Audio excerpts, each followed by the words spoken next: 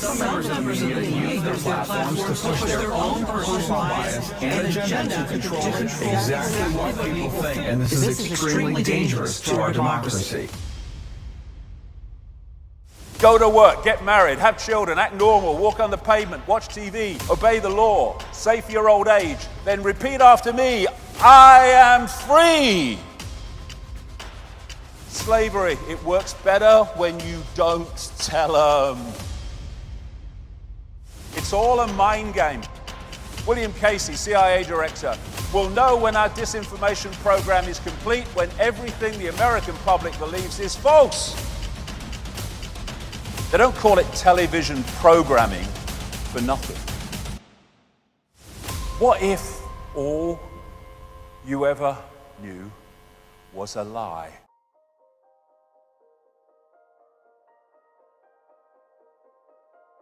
What we call stupid equals asleep.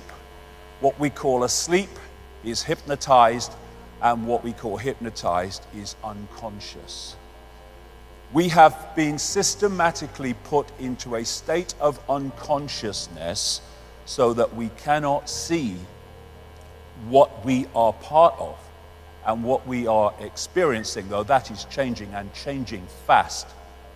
Until you make the unconscious conscious, it will direct your life and you will call it fate. All the time, the subconscious, which we're not aware of, is dictating the behavior and responses of the conscious. And if we don't understand the unconscious, then the conscious will just be a pawn in a game. It doesn't understand. Go to work, get married, have children, act normal, walk on the pavement, watch TV, obey the law, save for your old age, then repeat after me, I am free. And we keep having to say we're free, and in America they keep having to tell the people they're free every 5 minutes because they might otherwise suss that they're not. Slavery was never abolished. It was only extended to include everyone. And yet people go so out of their way to convince themselves they're not in a state of slavery. First stage of disconnecting from slavery, realize you're in a state of slavery. Then you know what to disconnect from. Leonardo da Vinci, there are 3 classes of people: those who see when they are shown, those who do not see. And this system we call life is designed, again from cradle to grave, to make sure as many people do not see. And that's what I call the perception deception. These are 3 major CIA people. William Casey, CIA director, will know when our disinformation program is complete when everything the American public believes is false. The CIA owns everyone of any significance in the major media. William Coley, CIA director. Deception is a state of mind and the mind of the state. James Angleton, infamous CIA operative. It's all a mind game. They don't call it television programming for nothing. It tells you what to wear, what to eat, what to think, what to love, what to fear, who to ridicule, who to condemn.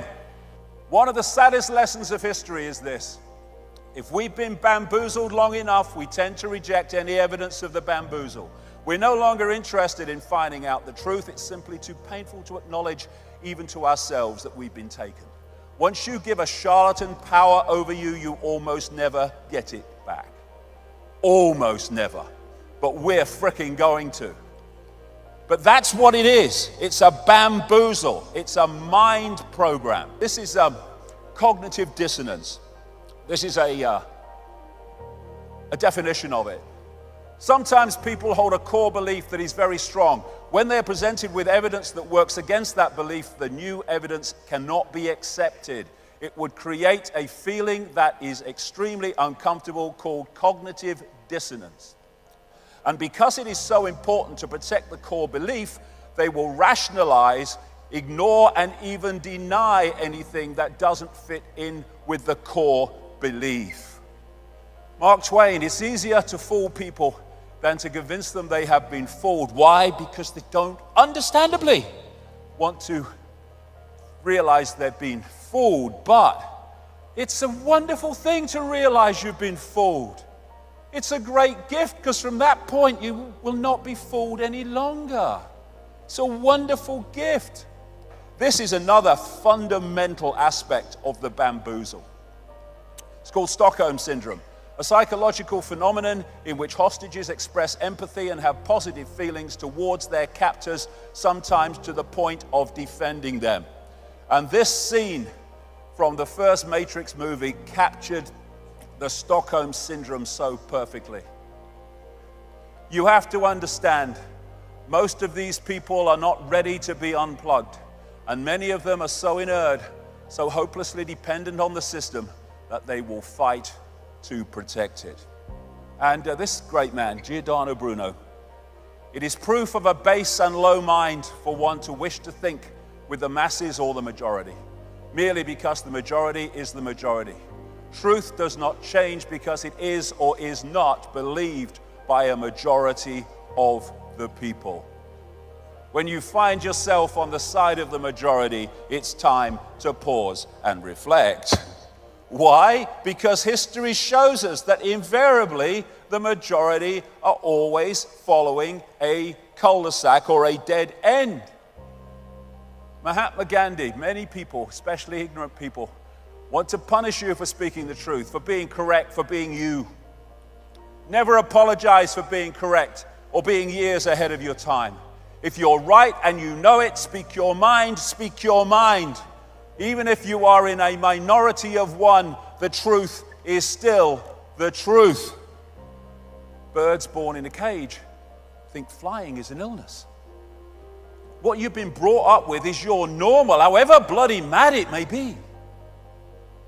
What we're looking at is what I call bubble people. Bubble people.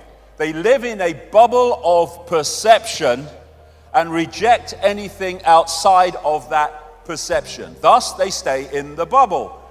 And so all these institutions are programming beliefs and perceptions in the bubble. And unless you break out of it, they're the only perceptions you ever come across.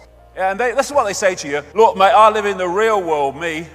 All right, I've got that real world.